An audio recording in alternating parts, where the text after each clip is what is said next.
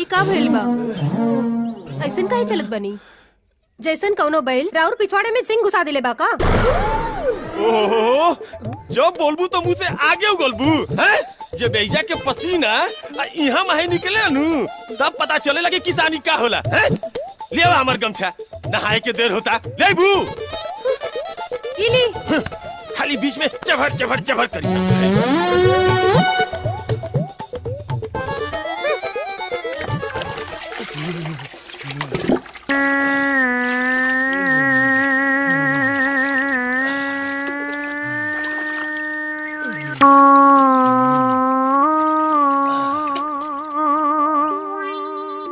एक को ना छोड़ो, चुन चुन के मारा सरवन के।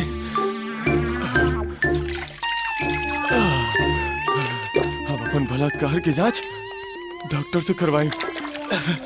व्हाट? गैंग रेप आपके साथ? हाँ डॉक्टर साहब, गैंग रेप भइल बा। Oh my God. मैं आपके लिए कुछ टेस्ट लिख के देती हूँ। हाँ। खाना खाया है? का खाना खाइल जाए डॉक्टर साहब? खाना खाइल तो हम उहे दिन बिसर गईनी जौना दिन हमरा संगे बलात्कार भइल रहे। 3 दिन तो हमरा झाड़ा फिरला हो गई। तो मैंने कुछ टेस्ट लिख दिए हैं,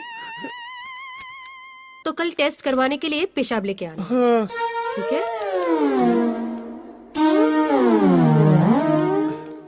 ठीक बा डॉक्टर साहब। नेक्स्ट।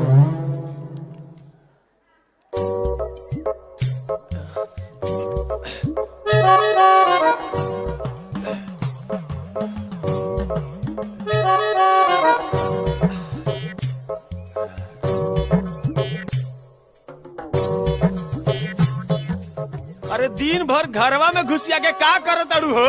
हैलो, एकरा ठीक से रखियो, गिरे के ना चाहिए। हाँ, एकरा में का बा? एकरा में गंगा जल बा, गंगा जल। का बा एकरा में?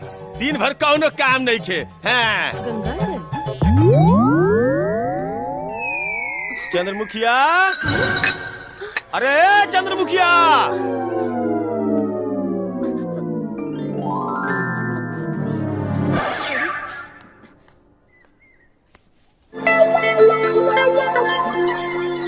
Oh my God. का भइल डॉक्टर साहब? घबराइए मत, भारत सरकार आपका ख्याल रखेगी। पर भइल का? ये दुनिया का पहला केस है कि एक मर्द प्रेग्नेंट हुआ। परगनेंट? ई परगनेंट का होला? मतलब गर्भवती। हैं? गर्भवती? अरे बाप रे बाप। आई रे माई, अब हम अपन मुख केकरा देखाइम रे माई। चंद्रमुखी, चंद्रमुखिया।